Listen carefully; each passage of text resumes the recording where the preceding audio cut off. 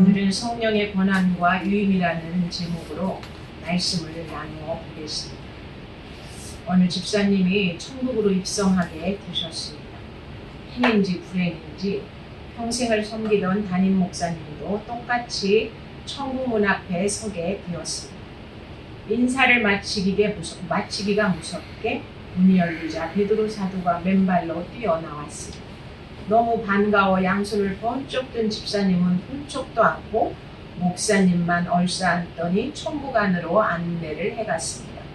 곧이어 한 무리의 천사들과 함께 예수님도 뛰어나오시더니 목사님 손만 부여잡고 어쩔 줄을 몰라 하시며 천국 안으로 인도하시는 것이 아니겠습니까?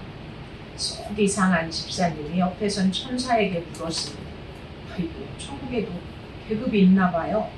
천사가 웃으며 대답했습니다. 집사님 오해하지 마세요. 창세 이래 목사가 천국에 입성하는 일이 하도 희귀해서 예수님도 그만 흥분하셨나 봐요. 이토록 천국 입성이 어려운 목사가 한번 되겠다고 불가촉 천민의 삶을 선택하고 명색이 고시인 목사고시 패스하고 벙어리 3년, 귀머거리 3년, 눈뜬 봉사 3년에 고된 부목사 시절을 지났다고 합시다. 담임 목사에게 주어지는 권한과 유임은 또 무엇이 있을까요? 어느 날 찬양대에 새로운 단원 한 분이 들어오셨습니다. 박자 무시, 음정 무시, 청중 무시. 그런데 끝까지 최선을 다해서 고음 불가의 소리를 질러대자 온 찬양대원들이 다 술렁거리기 시작했습니다.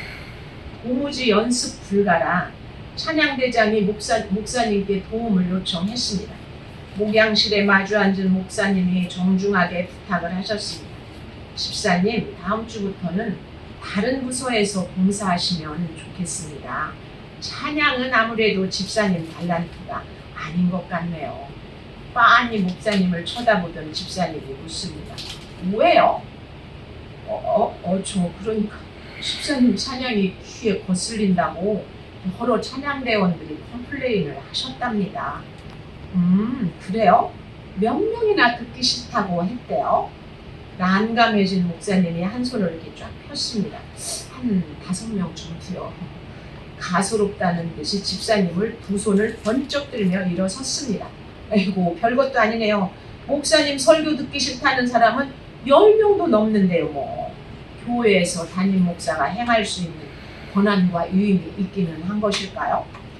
오늘 본문에서는 바울은 자신이 권한과 유임을 받아 많은 성도를 옥에 가두며 또 죽일 때 찬성 투표를 했다고 고백하고 있습니다.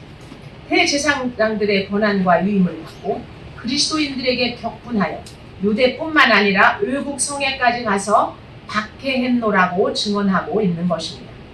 이러한 세상 권한과 유임이 어떻게 성령의 권한과 유임이 될 수 있었을까요? 또 성령의 권한은 어떻게 주어진 것일까요?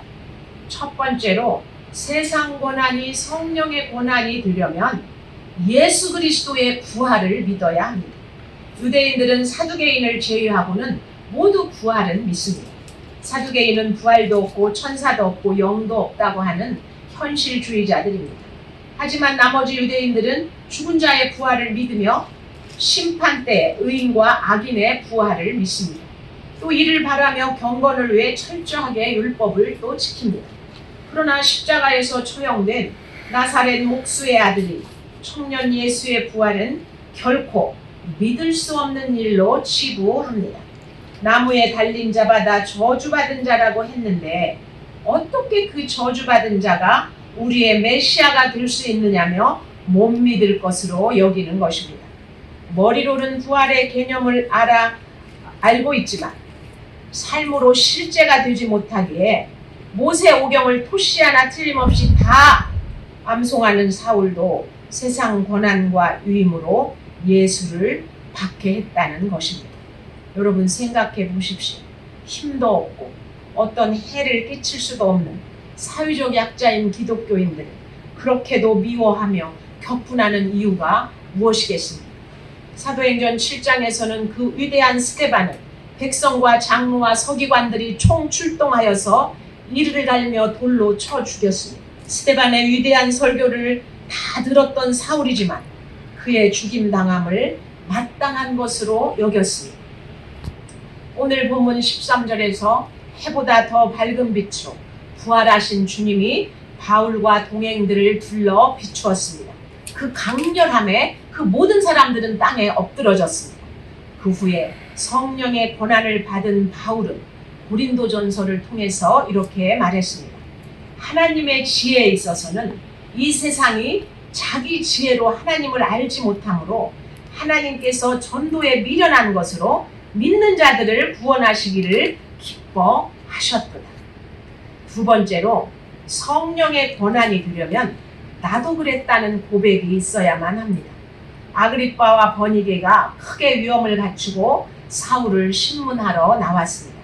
유대인의 풍속과 문제를 속속들이 아는 유대인의 왕 아그리빠입니다. 그러나 지금 그는 로마 편에 서 있습니다. 아내를 속속들이 아는 남편이 항상 남의 편을 들고 아내 편이 아닌 다른 사람의 편에 서는 것처럼이죠. 그는 새로운 로마 총독 베스도에게 문안하러 와서 죄목이 정해지지 않은 유대인의 죄수 사울을 구경하고 서 있습니다. 사울은 세상의 성공과 권세로 치장하고 자신의 위엄을 내세우고선 아그리빠에게 나도 당신처럼 하나님이 죽은 사람을 살리는 것을 못 믿을 것으로 여겼었다고 고백하는 것입니다. 나도 당신처럼 믿지 못하고 그분을 대적했던 사람이에요. 그런 나를 그분이 해보다 더 밝은 빛으로 찾아오시고 내 이름을 불러주셨어요. 부활하신 예수님이 말입니다. 이 땅에 누구도 믿기 전에는 모두 예수의 대적자일 뿐입니다. 자기 죄를 보지 못하면 예수를 믿지 못하기 때문입니다. 성경을 잘잘 외워도 성령의 조명이 없으면 깨닫지 못하기 때문입니다. 창세기에서는 하나님과 함께 천지를 창조하시고 여인의 후손으로 태어나실 그분이 오신다고 말하고 있습니다. 6월절 어린 양인 그가 오신다고 출애굽기에서는 예언하고 있습니다.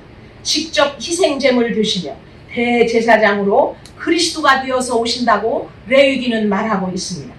민수기에서는 생명의 물이며 하늘로부터 온 만나이신 그분이 오신다고 말씀하고 있습니다. 그가 오시면 율법을 폐하지 않고 율법을 완성하실 것이라고 신명기는 예언하고 있습니다. 구약 내내 기다렸던 그분이 예수 그리스도라고 성경은 거듭거듭해서 말하고 있습니다. 그러나 성령이 임하지 않으면 깨닫지를 못하는 겁니다. 자신이 가진 그 모든 열심으로 오직 예수를 박해하는 것입니다. 그 모든 지식으로 내 원수를 미워하고 판단하는 것입니다. 그 모든 능력으로 복수를 꿈꿀 뿐입니다. 여러분이 결코 용서하지 못하는 그 사람은 누구입니까? 부활을 믿지 못하면 원수를 용서할 수가 없습니다. 아니, 용서할 힘이 없는 것입니다. 사울처럼 예루살렘과 온 유대와 사마리아와 땅끝까지 이르러서 예수를 박해하고 대적할 뿐입니다. 주님이 찾아와 주셔야만 내 죄를 볼 수가 있는 것입니다.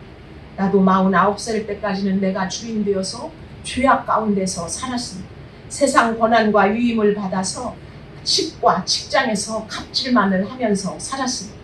교회는 한 달에 한두 번 갈까 말까 무늬만 집사로 사는 것입니다. 밤새 베드로에게서 물고기를 쫓아버리시던 주님이 내 인생에서도 모든 것을 쫓아내기 시작하셨습니다. IMF로 직장에서 쫓겨나 가지고 있던 모든 재산은 주식시장에서 다 날렸습니다. 국민연금까지 일시금으로 찾아 날리고 집 융자금도 다 털렸습니다.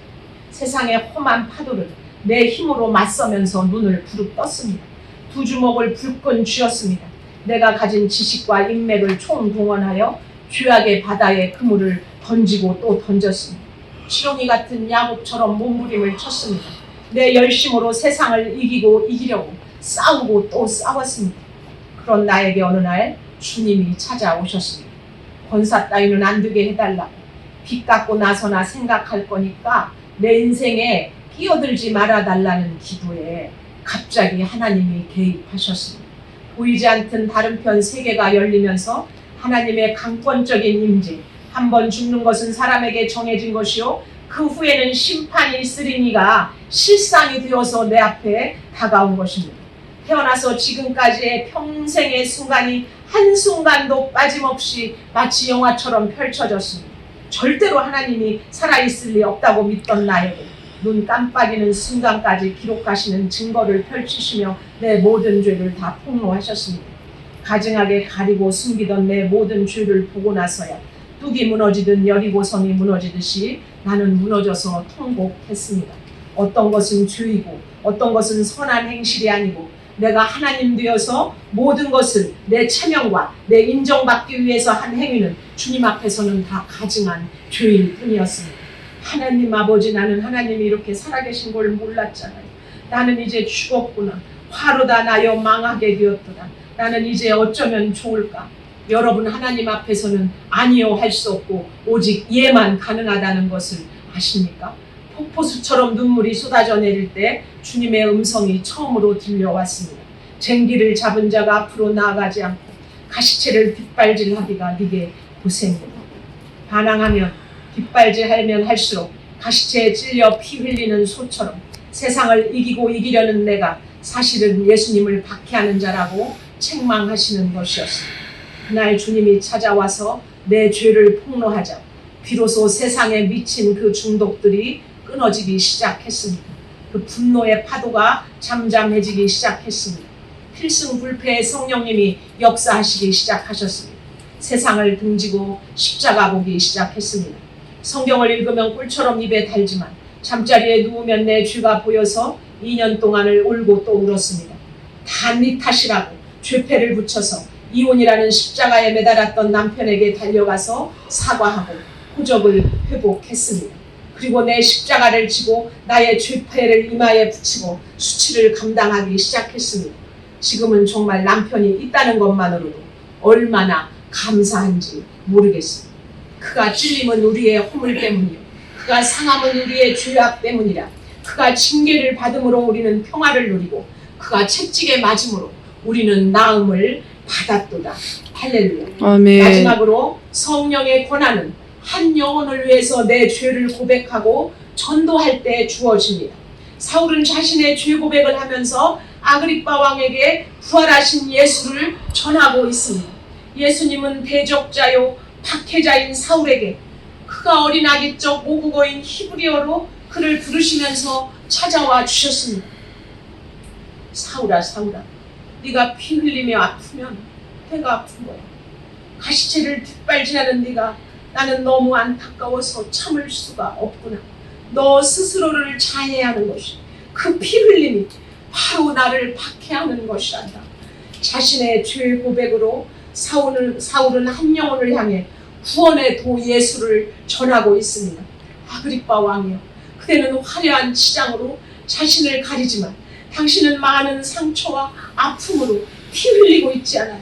이해할 수 없는 부모의 죽음과 근친 상간의 아픔과 끊을 수 없는 중독으로 몸부림치면서 살아가고 있지요. 악하고 음란한 세상 가운데 계속 가시체를 뒷발질하며 고통받고 있다는 것을 나는 알아요.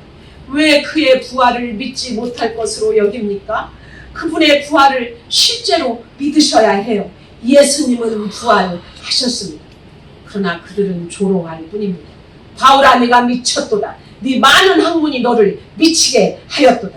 세상의 죄인으로 로마 총독 베스도와 아그리빠 왕 앞에 선 사도 바울이 그 서슬이 푸른 재판관들 앞에서 이렇게 말합니다. 바울이 이르되 말이 적으나 많으나 당신뿐 아니라 오늘 내 말을 듣는 모든 사람도 다 이렇게 결박된 것 외에는 나와 같이 되기를 하나님께 원하나이다 하니라. 이같이 세상 권한이 성령의 권한이 된 사람의 능력이 이분의 말입니다.